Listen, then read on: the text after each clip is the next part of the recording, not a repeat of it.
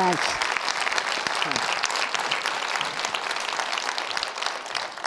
Are we working? We're working. As a 5'1"er, well, my friends say, well, that was yesterday. Actually, you're shrinking. So maybe I'm just a 5-footer when I'm here. But podiums, I look like a mushroom.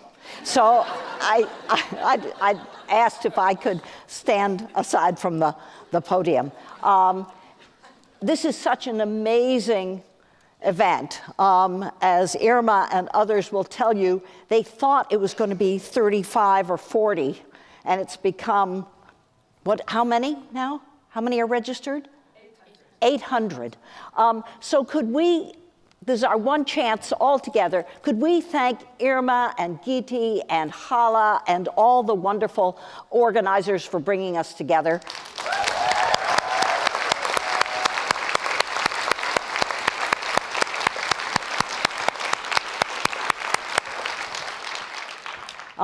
I'm delighted to be here with Angela and with Emma and with the Prime Minister and all my wonderful colleagues this morning.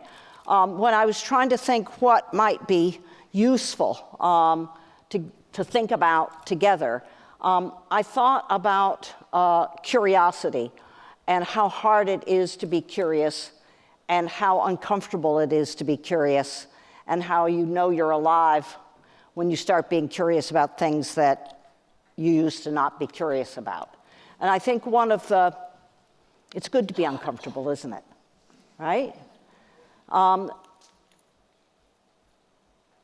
of the things I think that has been so remarkable for me, and I think for others, about the MeToo movement, it's to make us curious, more alive to, more responsible for what goes on in multiple workplaces, all kind of workplaces. Restaurants are workplaces. After-dinner pubs, we now learn, are workplaces. Factories are workplaces. Fields are workplaces.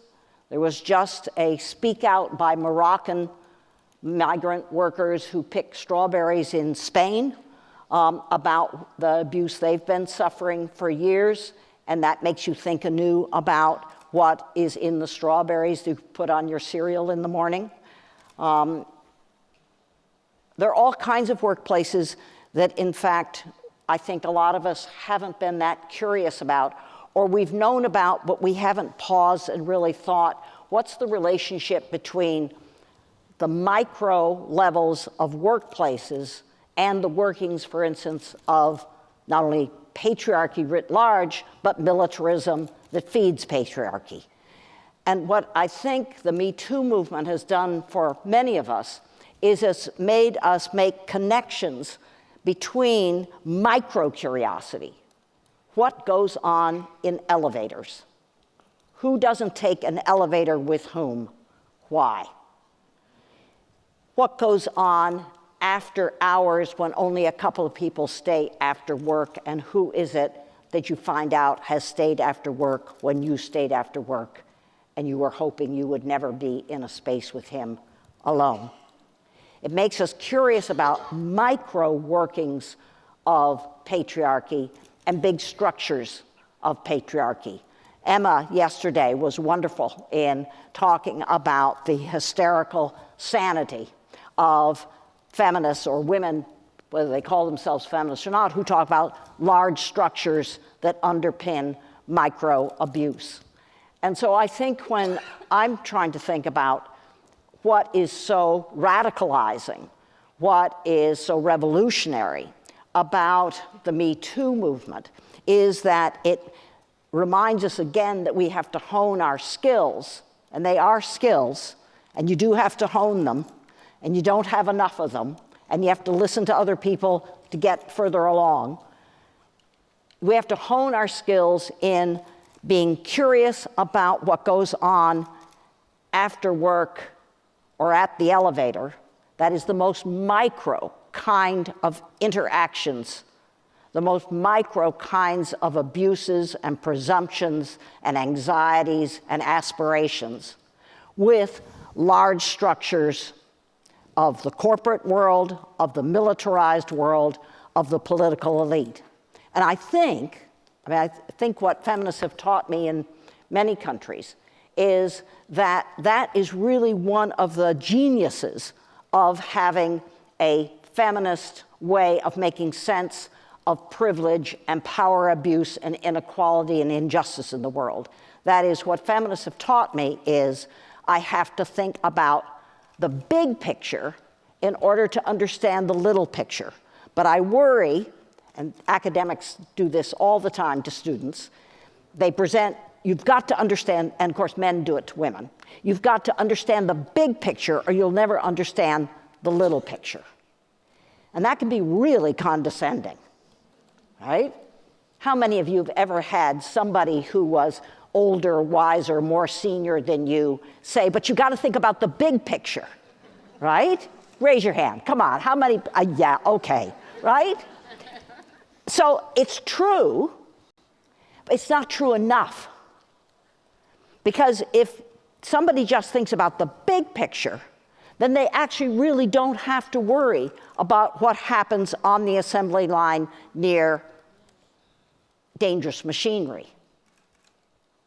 What happens after work when you have to talk about work in a space you feel uncomfortable in. What feminists have said to us all and taught us multiple times, that they have to keep teaching us because we're slow learners, what feminists have taught about us is you can't understand the big picture unless you are really serious about understanding the little pictures, the little, ordinary, mundane, terrifying pictures. That taking seriously micro events, micro processes, micro settings, the coffee machine, the rows of strawberries that have to be picked, without understanding the micro processes of patriarchy, always racialized patriarchy, one will never understand the big picture. But for a lot of the big picture people, that sounds as though they will lose some of their status. To say, I'm truly interested in what happens at the coffee machine doesn't earn them the invisible or visible epaulets. To actually take seriously women's strategies for not being abused in the workplace.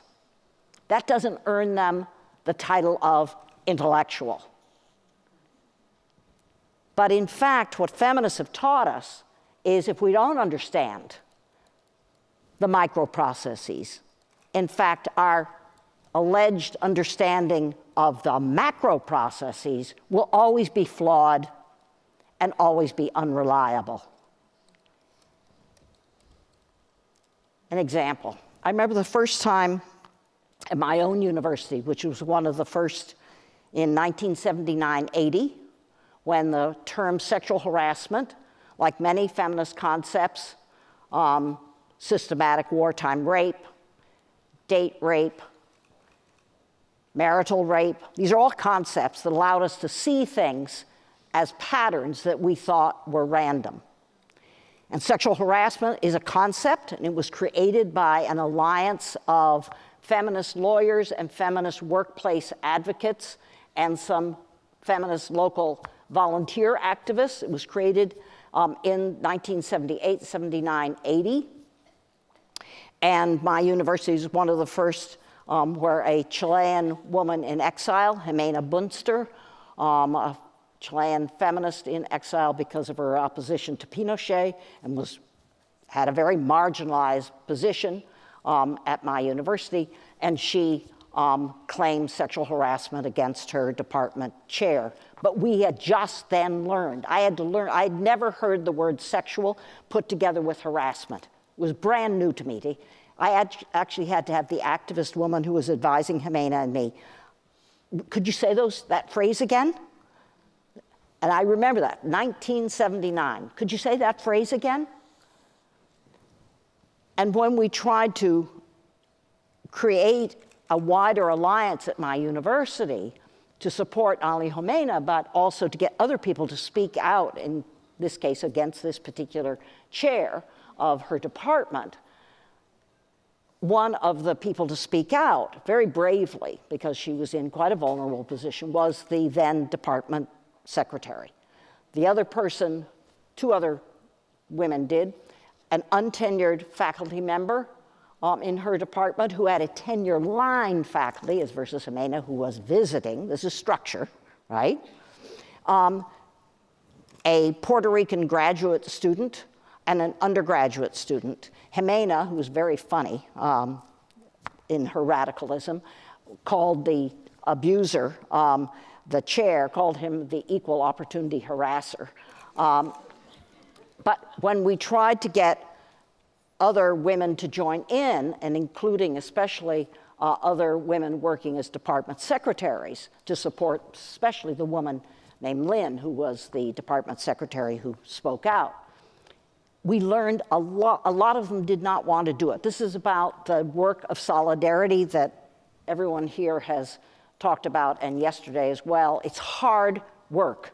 Building trust is hard work. Building trust is hard, long, patient work, and a lot of us do not deserve to be trusted, and thus have to work even harder to earn trust. And so a lot of the women working as department secretaries at my very small university did not want to sign any petition in support of their colleague, who they all liked. I mean, she was a very well-liked person. But what they said was, we can handle this alone. It's part of our professional pride that we can handle the jerks. Jerks is preconceptual notions of sexual harassment. The jerk, in American English, the lech, right? Those are preconceptual ideas. That's the individual, as Emma said yesterday, just the bad apple, not the pattern of enablement. But what they said, and this is about micro, I can remember this one secretary talking about her own pride in her own strategy of how she handled the jerks. And it was how she positioned. Think about any office that you have any dealings with, whether you work in an office situation or not. Just think about any office that you go into and how it's set up. She said, well, one of the problems is that if you're a department secretary, you usually, first of all, you have to be there all the time, because you're supposed to receive everybody. You're supposed to be present. You are really stuck with immobility.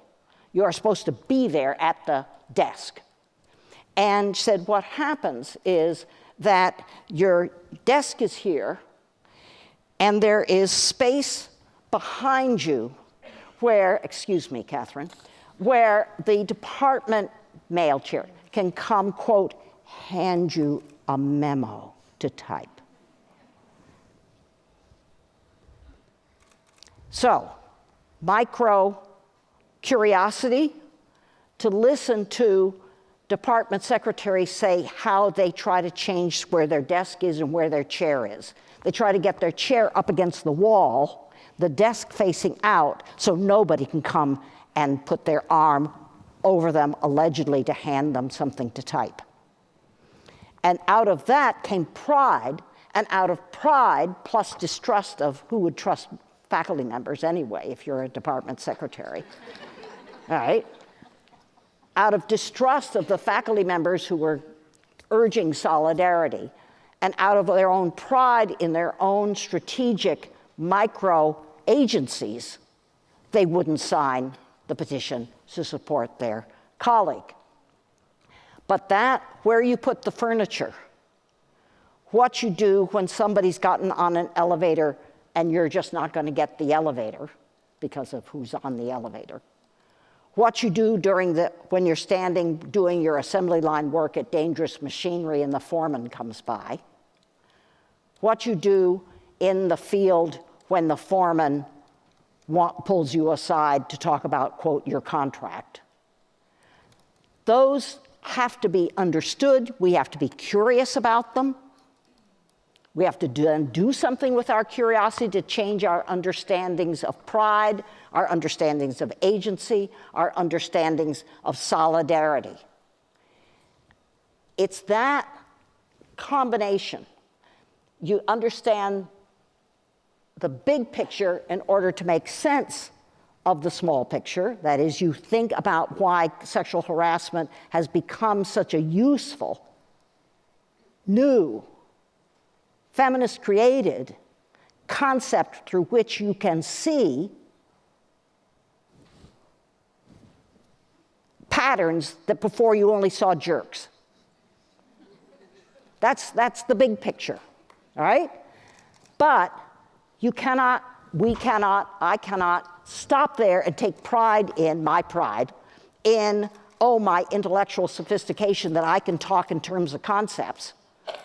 Please. Unless I take seriously, use energy, make myself uncomfortable with learning about the micro-processes that allow patriarchy to survive. As Emma said yesterday, patriarchy is always at work.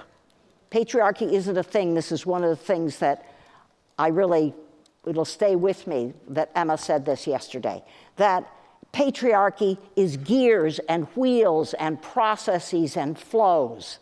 It's working all the time. And when I slip into thinking that talking in concepts makes me feel,